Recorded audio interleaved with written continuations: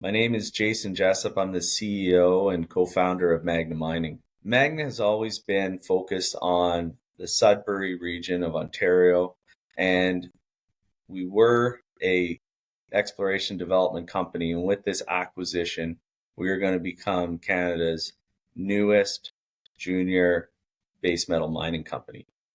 This transformational acquisition was one of the inspirations of founding Magna in the first place. I know these assets very well. They were formerly FNX Mining's assets, and I spent over 6 years with FNX Mining, bringing these projects from exploration into production, operating successfully before we were acquired by Quadra FNX. So this has really come full circle where we have reacquired these assets that we know can become very significant producers in the future. Our strategy has been, since we founded the company in 2016, to focus on near-term producing assets, use our exploration team to make new discoveries and leverage that experience we have here in the Sudbury Basin, and then make additional synergistic acquisitions. And we still see more potential in Sudbury for non-core assets that are held by the majors that would fit very well with Magna's team and expertise. And so we will continue with this strategy post this acquisition. So the transaction highlights: we are acquiring the producing McCreedy West copper mine, the Levack and Podolsky mines, which are on care and maintenance. Levack went on care and maintenance in 2019, Podolsky in 2013. And then 5 exploration properties around the Sudbury Basin, including the past producing Kirkwood mine. The purchase price is $5.3 million cash on closing and $2 million in Magna shares, as well as an additional $2 million cash payment on December 31st, 2026. We are taking on about $10 million in reclamation liabilities as well. There are contingent payments totaling $24 million that are for future milestones of declaration of commercial production at the non-producing assets. Now, to fund this acquisition, we have received a commitment letter from Desjardins Bank for a $10 million 3-year term loan facility and a $10 million letter of credit facility. That letter of credit will be used to cover the reclamation liabilities, and the term loan will be used for the purchase price as well as the closing costs. Now, this is a very transformational acquisition, taking us from a development company to becoming a producer on day one of closing this acquisition. It also provides us with a very clear path of growth, being able to build off of the production at the McCreedy West mine, look at restarting the Levack and the Crean Hill mine, which we currently own, and then post those projects moving forward, we would look at a restart of the Podolsky mine. So potentially by 2027, we could have 4 mines in production by 2027 right here in Sudbury, and do that without any significant capital. Our plan would be to sell ore to the 2 existing mills that are underutilized here in Sudbury. So a very capital efficient, bootstrapped approach to bringing mines back into production and leveraging off the production from McCreedy West. As well, there's some great operational synergies with our existing Crean Hill project and these acquisition properties. Having team already in place at McCreedy West that we can leverage for the development of Crean Hill is going to be very productive. There's already a procurement team in warehousing, there's environmental, there's all the accounting and back office that we'll need to run the Crean Hill project. So having this already in place saves us from having to do it as standalone, which is what we have assumed in our PEA that we released on Crean Hill in September. As well, there's redundant equipment at Levack and McCreedy that could potentially be used to offset some additional capital costs at Crean Hill, providing more synergies. So having a producing asset in Sudbury is greatly going to enhance, we believe, the potential at Crean Hill and to bring that online on budget and in time. As well, we're going to grow our resources here in Sudbury quite substantially. we did announce a 9.3 million ton NI 43-1 compliant resource for McCreedy with the announcement of the signing of the definitive agreement. On top of this, there is an additional approximately 17 million tons of historic resources between the Levack, Podolsky, and Kirkwood properties. And when you combine that with the over 18.4 million tons of indicated resources at our Crean Hill project and approximately 20 million tons of indicated resources at our Shakespeare project in all categories, you can see that there is a substantial amount of resource that we can potentially create, multi-decade mine lives and operations here in Sudbury. And the last point, but definitely not the least point, and for anyone who's familiar with the success of FNX mining, exploration potential and discovery of new footwall deposits in Sudbury could be major catalysts for us. And we've talked about this at our Crean Hill project, but bringing online McCreedy, Levack, Podolsky, and Kirkwood really enhances that exploration potential. We have some very, very exciting targets that we think that we can make a new discovery, and we are extremely excited to start drilling, in the first week after we close this acquisition. So this map here just shows the properties around the Sudbury Basin. In dark blues are Crean Hill and Shakespeare properties, which we currently own, and then the other acquisition properties you can see in that copper color around the basin. All properties are, easily within trucking distance of Glencore Strathcona Mill and the Glencore Smelter, as well as Valley's Clarabelle Mill and Valley's Smelter. We do have agreements at Crean Hill for ore selling at the Clarabelle Mill, at Valley's Clarabelle Mill, as well as we have sent out a bulk sample to Glencore Strathcona Mill, which we press released some results on today. McCreedy West mine does have agreements in place with both Valley and Glencore to sell ore to them. So this, again, is our strategy to not have to build a mill in order to get cash flow and also grow potential, production profile here in Sudbury. We can utilize the existing mills, existing infrastructure to move forward in a very capital efficient manner with these projects that have seen millions and millions of dollars invested in them already and just need to be restarted. So I'll get into McCreedy West and Levack mine. And again, these are two mines that I know very well as I ran the operations at McCreedy West mine and then moved over in 2009 to the Levack mine and brought the Morrison deposit into production. These two mines are connected underground and have produced together over 70 million tons of ore throughout their history.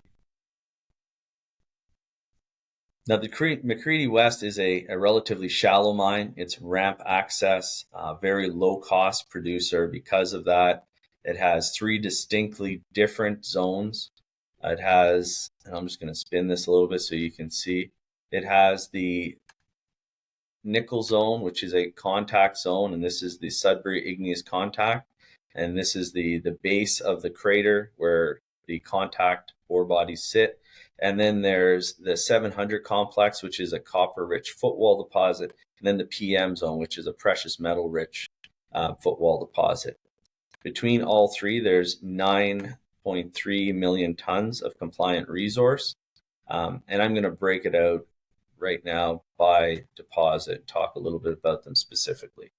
So the nickel zone, this is an area that while I was running operations in 2008, we were mining. Currently, there's been very little mining done over the last 8 or 9 years in the nickel zone, tending more towards the 700 complex where there's just higher margin due to copper prices primarily. But there is a significant resource of about 2.5 million tons of 1.6% nickel within this zone. Again, levels are developed, very quick restart when the time is right. We do think there's potential to restart this nickel mining, but it will be something we'll evaluate post-closing. Currently, as I said, very little mining happening in this nickel zone. But as you can see from some of these grades, even though the overall resource is about 1.6%, there are some higher grade plunges and definitely some potential to focus in on higher grade, lower tonnage production. Now we'll move into the PM zone, and this is a precious metal rich low sulfide footwall zone, very similar to the 109 footwall zone at Crean Hill. It was discovered by FNX back in 2004, was mined, and still has a small amount of mining done on it. There's about 1.5 million tons of resource left, that sits at just under 1% copper, about 0.3 nickel, and about 6 grams of platinum, palladium, gold combined.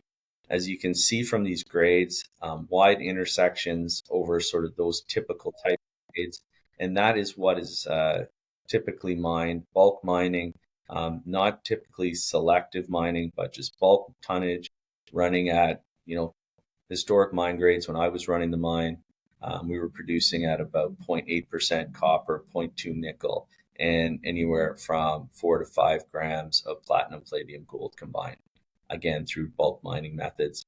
Very productive, very low cost mining. Now, the 700 footwall is the largest component of the resource currently, sitting at about 5.2 million tons at 0.7 nickel and just under 2% copper, with about 2.5 grams of platinum, palladium, gold combined.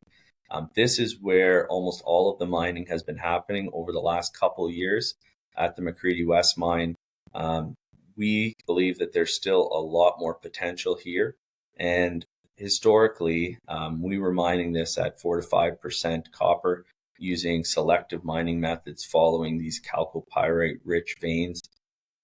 Right now, the mining method is solely long hole mining.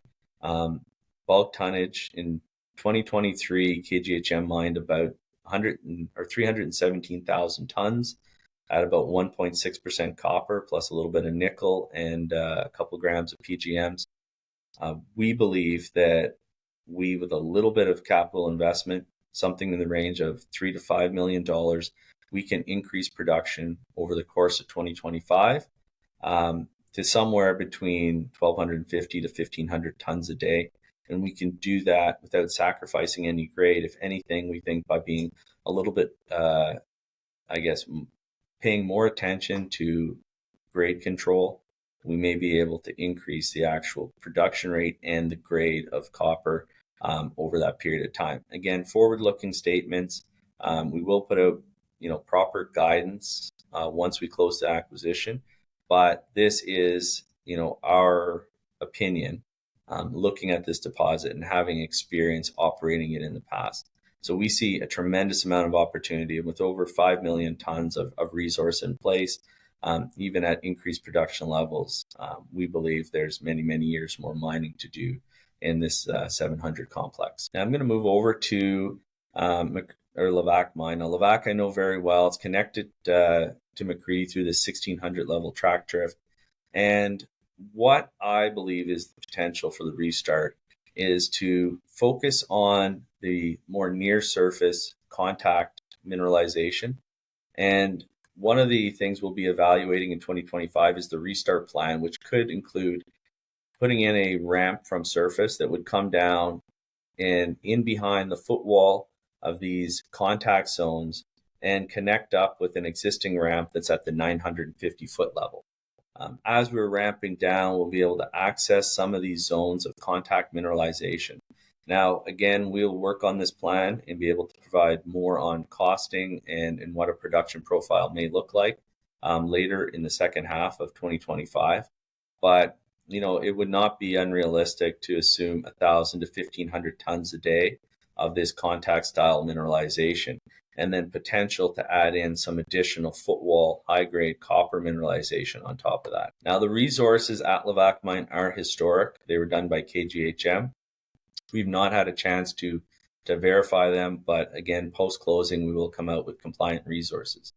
The historic resources at Levack in the contact zones currently are about 4.1 million tons of indicated resource at 2.1 nickel, 1.1 copper plus cobalt, and an additional approximately 1 million tons at similar grades. And this is the basis that we'd be working off of, but we would also complete our own resource on that we would use to put together that restart plan. Now, the Morrison deposit was the high-grade footwall discovery, formerly called the Levack footwall, that FNX discovered in 2005. This was an extremely exciting deposit, was the flagship for FNX. I was put in charge of the team to bring this project into production, and we were successful in doing that in 2010. Consistently, we were mining in 2010 and 2011 grades of 8 to 10% copper, 1 to 2% nickel, and 8 to 12 grams platinum, palladium, gold, month after month after month from this zone. So extremely high grade copper with lots of nickel and precious metal byproducts. Currently, there sits about 720,000 tons in historic resource at just over 4% copper, 1% nickel, and about just over 5 grams of platinum, palladium, gold combined. So as part of the restart, we will look at going back into some of these veins and looking to put together a plan where we may be able to mine, 200 to 400 tons a day of more selective, higher grade copper, and add that on top of a more robust contact nickel mining plan. Now, when we look at the exploration potential in the footwall, and again, the footwall runs something like this. That's the contact, and all this material in behind is that footwall. There is some very interesting mineralization trending up towards surface, up dip of the Morrison deposit. Some very interesting grades, wide space. Again, we need to do more work on drilling and actually getting in and doing some test mining on some of these areas. But as you can see from some of the grades, there's both low sulfide, high PGM styles of mineralization, as well as some, very interesting high-grade nickel copper with some PGMs in certain areas. One of the areas that we're going to focus on early in the start of our 2025 will be drilling in the Keel zone to better understand this area. And this was a discovery made by FNX at the same time as they discovered the Morrison deposit. And what the Keel zone is a series of sharp-walled, massive chalcopyrite-rich veins, typically 1 to 3 meters wide, but where you can see grades, above 30% copper over these widths. So spectacular high grades, some of it with very high PGMs in it. And, if we are to have a restart plan where we'll bring in a ramp from surface, we could design that ramp so that it comes in close proximity to this Keel zone where we'd be able to get underground at very shallow depths. It starts at about 400 feet below surface, goes down to about 900 feet currently. We think there's potential to extend that deeper, but drill that off in better definition, and then even get in and start silling on some of these veins. So as I said, if we had a plan that was 1,000 to 1,500 tons a day of contact nickel, perhaps we could add in some Keel zone mining, selective high grade, as well as some additional Morrison type deposit mining. Now, if we look at the bigger picture of exploration between these two mines, there's a 2.2 kilometer trend between the PM zone and the Levack footwall. Now, this is an area that has seen very little exploration and is we think, a very high potential exploration target. In about 5 years ago, KGHM did some drilling off of this 1600 track drift to better define, any potential down dip of the PM zone. What they intersected was some massive copper over narrow widths, only 60 centimeters, approximately 2 feet. But, in some of these holes, they hit as much as 30% copper with PGMs. So very interesting, with an almost 300 meter step out from the existing PM resource. And that gives us a lot of optimism that this trend can host more copper-rich mineralization. And drilling off of this track drift gives us a platform where we may be able to test that. So that is going to be one of the areas we will be exploring in 2025 and following up on this drilling. For a company like KGHM, it just wasn't big enough and thick enough to consider a valid or worthy target. And that's why there was really no follow-up to it. But for us, we see this as potential, again, to add in some more high-grade copper into the mine plan.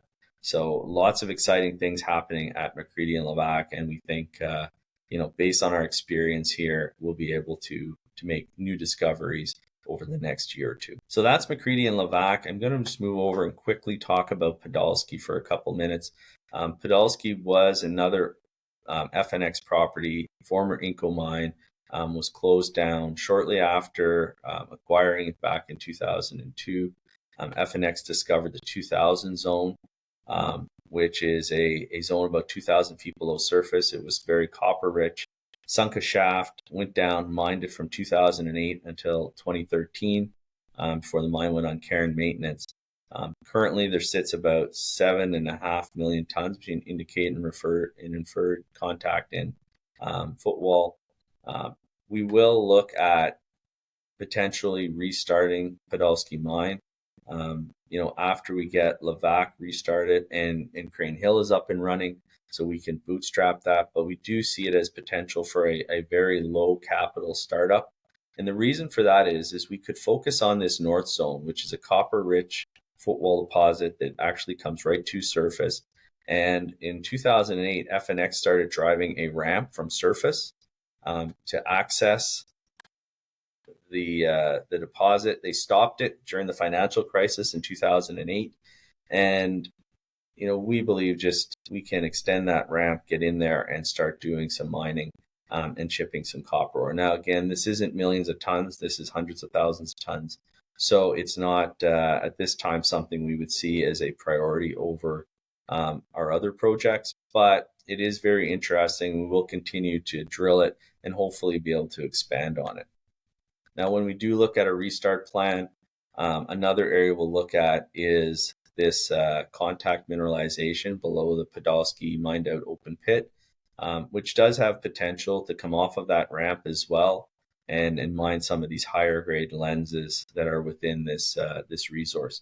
So that's sort of what we'll look at. Now, there's still, we believe, quite a bit of potential with very, very shallow drilling. When you look at typical Sudbury mineralization, there's only been drilling down to about less than 3,000 feet. So there's still quite a bit of potential at depth. There's quite a bit of potential in between the North Zone and the 2000 deposit. So this will be an exploration property over the next couple of years as we consider a restart. And then our Kirkwood property is, the final property I'll speak to, but it is a pretty interesting exploration property. It's the one that FNX never really got around to, and KGHM did do a lot of exploration. It has this South Range breccia belt on it, which is a very important zone in the South Range of the Sudbury Basin, hosts many, many deposits for Vale. And within that, FNX did make a small discovery of a vein right on surface, drilled about 16 holes into it.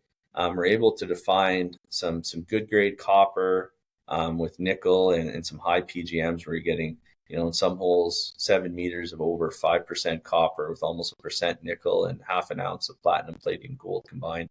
And again, this vein comes right to surface. That tells us that this South Range breccia belt on this property does have potential to hold some significant mineralization. And this will be an exploration property we'll be testing in 2025. And then there's 4 other exploration properties I won't get into earlier stage around the basin that came with the acquisition, but all have nickel and copper mineralization on them and definitely have potential. Now, I'm just going to speak very quickly about our PEA on Crean Hill. And again, Crean Hill is a property we acquired in 2022. We think it is fantastic. We have it fully permitted. We're able to permit it in 15 months from the time that we acquired the property, which is, amazing, but a testament to what mining in Sudbury is all about. And we also have an ore selling agreement with Vale for it. So the PEA that we came out with used a updated resource that included about 23,000 meters of our own drilling, and currently sits in the indicated category about 18.4 million tons at 1% nickel, just about 0.9 copper, and about 2.5 grams platinum, palladium, gold combined. Now, using $8.50 nickel and $4 copper, the PEA indicates a potential mine life of 13 years of commercial production, following a 15-month advanced exploration phase and a 12-month pre-production ramp-up phase. Now, because the first levels we'd be getting into from this ramp are very shallow, approximately the 30-meter level, the amount of revenue we'd be generating early on offsets a lot of the capital costs.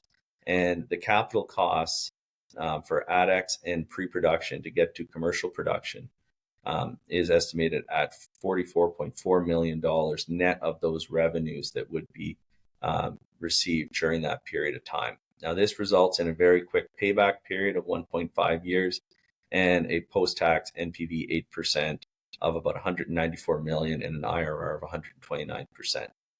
So this is right in line with what we were hoping to accomplish with this PEA, having a bootstrapped approach, low capital costs, and a very quick payback.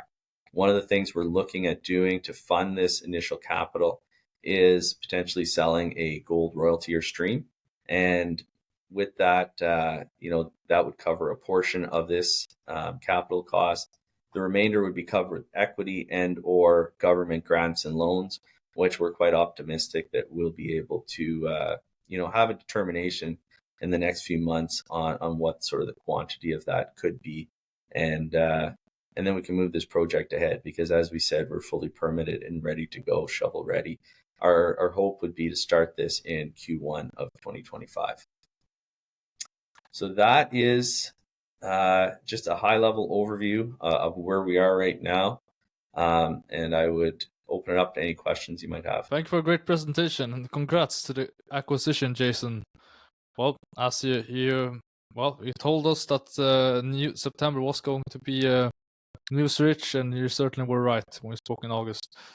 So you actually had news today, so I guess we could start with that. You had news on the bulk sampling, and you also beefed up the team, and there was a replace of the CFO. Could you sum? Yeah, so we put out some results from our bulk sample. We've received back, the grades in tons. We received back the metallurgical performance, and it was a wide range where we produced lower grade cons in this batch of 20,000 tons that went through their mill, through the Glencore Strathcona mill.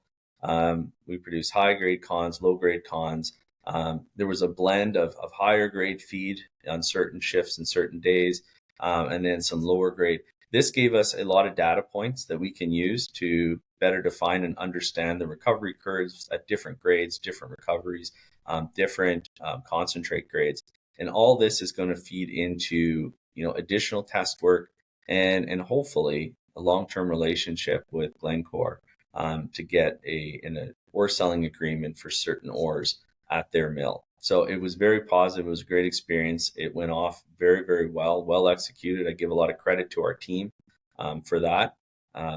And when we looked at the grade of the bulk sample, it came in. Actually, nickel and copper were slightly higher than estimated based on our design, and PGMs came in pretty much right on where we expected when you include any kind of mining dilution as well, internal and external.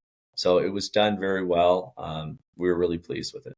And then on the corporate side, we're really thrilled to welcome Scott Gilbert as our new Chief Financial Officer. Scott comes from a great history of being a CFO at West Dome Mine. It was another gold mine here in Sudbury Gold Company, running the Eagle Mine near Wawa. He was very successful there for over 4 years. Worked as a controller in a number of different roles for most of his career in Northern Ontario. So he understands junior companies in Ontario, how to be a CFO of a cash flowing company. So we couldn't be more thrilled to have him join the team, and it's great as well. We've added to our engineering team with the manager of engineering and Philip Ng, and Philip has a great track record as well. He's been the COO of a couple publicly traded companies. Worked actually in Sudbury here. I worked with him a long time ago when I worked at Inco. He was the chief mining engineer at the Coleman mine while I was there as a underground supervisor. So we're just thrilled to have someone with 30 years experience like him who's worked on so many projects and up to executive levels, leading the engineering team here at Magna. So yeah, beefing up the team. We're still looking for a few other roles sort of at the manager level to fill in the team, but it's the resumes coming across the table have just exceeded my expectations. It's been great. When did you initiate discussions with KGHM regarding the acquisition? To be quite honest, my first discussions with them was before Magna was formed. I had seen sort of within a couple years after the acquisition of Quadra FNX, they shut down the Podolsky mine, and I could see there was less interest in some of these Sudbury properties, just being such a large copper company looking for, very large scale mines. I could see these assets being non-core, just like they were for Inco. So that's when I first approached them, probably back in 2015, to see if there was any interest in selling properties. So the discussions have really gone on for the last 8 or 9 years. Now, this formal process started in the spring of 2023. So it was a long process to get to signing an agreement. But we think it was well worth it, and we're really happy with sort of the terms we were able to agree upon. What royalties are there on McCreedy West, So Levack, and there Podolsky? is a Franco-Nevada has a stream on precious metals at the McCreedy West mine, at the Morrison deposit at Levack, and as well as the 2000 in the North Zone at Podolsky. So certain deposits are sort of covered under that streaming agreement. And what it is, and it's slightly different for each deposit, each property, but essentially for 50% of the contained precious metals, they can purchase them for a fixed price, which is a gold equivalent calculation. And it is different for sort of each property, but it's a very manageable royalty. And this was part of what FNX did in 2008 with Gold Wheaton, and really to raise money and help fund some of the work that was being done. But in terms of royalties, there are no significant, like 1-2%. No, there is some. There is a royalty to Vale on precious metals and base metals if they are not processed at Vale's mill. So they do have one. If we were to process it somewhere else, then they would get a royalty, as they would make no other, I guess, benefit from it. But processed through Vale's Clarabelle mill, then there'd be nothing else. You're using a 10 million term loan to fund the acquisition. What's interest rate ballpark do you have on that? Yeah, so it's a 3-year term loan to be repaid over 3 years.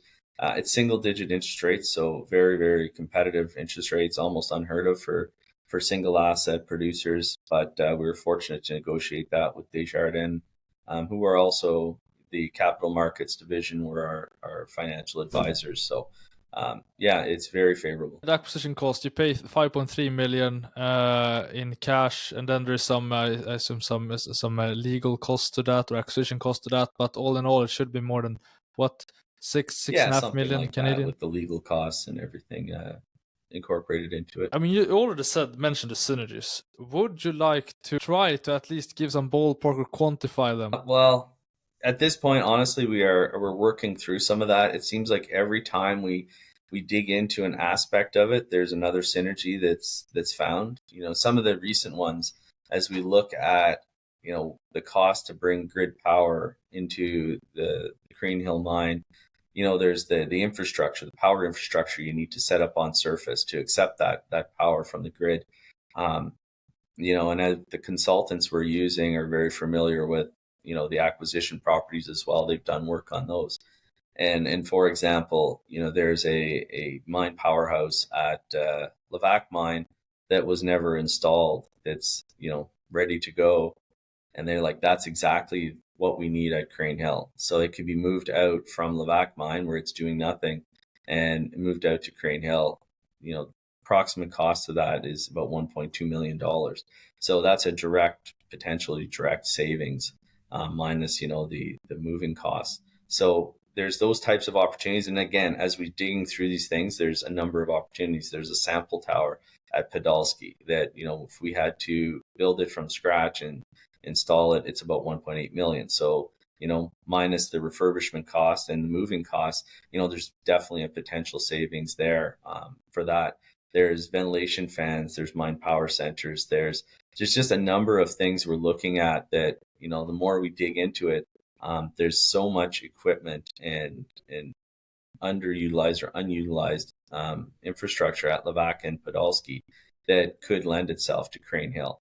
The big synergies and the big de-risking we see is having a team with already systems set up in place for procurement, for environmental, for health and safety, and having people there that we do not need to hire additional, let's say, managers or superintendents of health and safety when we already have those people working at McCreedy West. So we'll be able to share those human resources, which again should have, operational savings. And so, McCreedy West, what improvements are you looking to do on the mining? So I've been asked this question a lot of times, and I'm going to answer it very similarly. Ultimately, at the end of the day, the team at McCreedy West, we have a very high level of confidence in. I've worked with a number of these people before, and I truly believe, they're some of the best mining operations people I've ever worked with. So the final plan will be dictated by them. We're not going to, I'm not going to be sitting in my CEO chair saying, this is what your budget should be. Give me a plan that meets my expectations or what I envision it should be. I'm really going to let them lead it. That being said, I think that, based on all the work we've done in high level discussions we've had, there's an opportunity to increase from approximately 900 tons a day in the 700 complex to somewhere between 1,250, maybe up to 1,500 tons a day by the end of the first 12 months after the acquisition.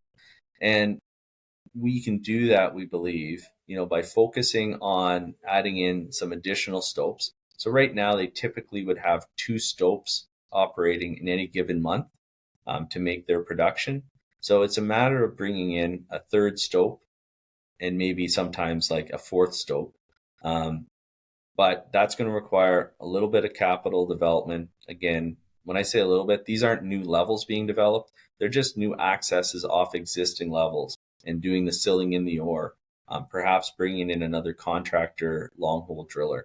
So it'll be a very modest amount of capital to add in that extra stope or extra 2 stopes, as well as really focusing on making sure we get enough diamond drilling, into these areas to define the stopes so we can ensure we're mining, the best grades possible without leaving anything behind. And that just takes some attention to detail, a bit of focus. Again, I have a lot of confidence in the people that are there. There hasn't been very much, I would say, emphasis or focus on growth. They've been sort of going through this sales process really since 2022 at the mine. They knew they were being sold. They knew new owners were coming in. And they've been basically mining I'd say a very conservative budget that no one's been pushing them on. So talking with the team there, we're very confident that we can ramp things up in the first 12 months of acquiring these properties. How much do you expect to spend on capital expenditures next year, include exploration? Again, this is going to come from the team there and what they need to do to kind of meet the optimal plan that they're proposing. It's probably somewhere, in the range of 4 to 6 million in sustaining capital, which is quite low. There's not many mines that can do that. Now, that's sort of the base case of what we think to add in some additional stopes into the mine plan and modestly increase production. Now, with more capital, things could be sped up. Maybe there's some opportunity to bring some nickel mining back online, especially with the strength we've seen in nickel price over the short term. There's definitely some potential to bring back in some of the PM zone, especially with the higher grade gold prices we've been seeing. There's some areas that are very, very interesting that just haven't been looked at. So we'll see, but I'd say base case modestly about 4 to 6 million in sustaining capital. Now, again, that could be all, through cash flow, it could be all reinvested from the mine itself. But to make sort of an immediate impact, we probably want to start investing very quickly in the first quarter into some of this additional sustaining capital. But so just to make clear, right now at 900 tons per day, is it free cash flow positive? Yeah, and our lawyers would tell us don't answer that question because everything's unaudited. But what I can say is generally with KGHM and based on their numbers, they are producing free cash flow from McCreedy West at least in 2023 from the last full year. So it is a very, very cost efficient mine. It is the lowest cost operating mine in Sudbury, hands down. And it's a very well run mine. So they have been producing, under their guidelines, and this is unaudited, positive cash flow. Mining rates next year, say you think at least it's possible to get up to at the end of the year 1,200 to 1,400 tons. Yeah, we see that as being very doable with the resources, the amount of levels that are open. It just takes a little bit more capital and just having some more workplaces is really what it is. And that's one of the great things about McCreedy. When I operated McCreedy last in 2008, we were producing over 2,200 tons a day from that mine. So from the same ramps, same portals, same depths, same deposits, we were able to do 2,200 tons a day. So we absolutely know it can do it. The resources are there. It's like say, it's going to take a little bit more focus and a few more workplaces. If you talk the Intermain zone, which is the nickel dominated zone, what kind of nickel prices would you like to see to start mining there? And again, we'll kind of work on that. Really, if your budget is based around the 700 copper zone, and that's covering all of your overhead costs to run the mine, your G&A, then the nickel zone becomes very incremental. So it's really just your direct mining costs that you're really worried about. So we'll do that calculation. Like at these prices, it would make money. Like I'm quite confident. Now, whether it makes as much as the copper zone is what we'll have to evaluate. Are we going to sacrifice? Could we mine more copper if we didn't mine the Intermain, and where's the better margins? That's what we'll determine. But definitely at these prices, I would believe that it would make money. And what's a nice thing about it is when we do see that next big run in the price of nickel, which we see, over and over again, it's very cyclical. You'll get 6 or 8 months of really good nickel prices, and then, it'll start to come back down again. Nickel can be turned on very quickly to take advantage of that. Like within a month, you can start ramping up nickel. Simply let the mills know that we'll be shipping, next quarter, next month, we'll be shipping this many tons of nickel, and then start mining it and take advantage of those higher prices. That's the great thing, to be able to turn it on, turn it off when you want to. As well as with the PM zone. In 2008, when the financial crisis hit and nickel and copper prices crashed, we were able to turn off the 700 complex and turn off the nickel zone and simply mine the PM zone, which precious metal prices were still good. And that's how McCreedy West stayed profitable in 2009. So it has a lot of flexibility. Is it fair to expect relatively similar recovery rates and payabilities for McCreedy? Yeah, it's similar. A lot of it's dependent on grade. So the grade that you're mining, the higher the grade, the further it is towards the top of that recovery curve. So with similar grades, recoveries and payables will be similar. When it comes to exploration, how will you go about it? Will you start at McCreedy West, or will you have rigs at both Levack and McCreedy West, and perhaps also Podolsky? Or well, we're definitely going to have rigs at Levack. Levack is extremely exciting, and there's just so much footwall potential there still. There's so much smoke and holes that aren't tied into resources that need to be followed up on in that footwall. So definitely Levack will have a drill turning at it. We will probably get in the first quarter an extra 1 or 2 drills turning at the McCreedy West mine that'll use primarily for additional infill drilling and expanding on our resources. But we would like to get another drill rig in that 1600 level drift to further test that breccia zone between the PM zone at McCreedy and the Levack, or the Morrison deposit at Levack. So our budget right now is being developed and reviewed by the exploration team here at Magna.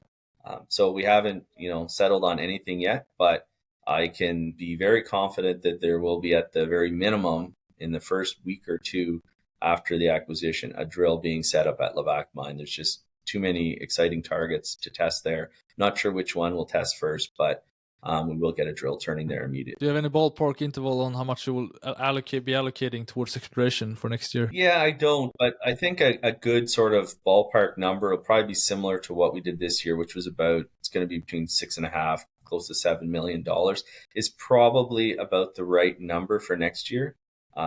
Exploration will be results driven for sure, but I'd say just with the team we have right now, and there really isn't an exploration team coming with the acquisition. It's just the operations team. The exploration team from KGHM will stay with KGHM.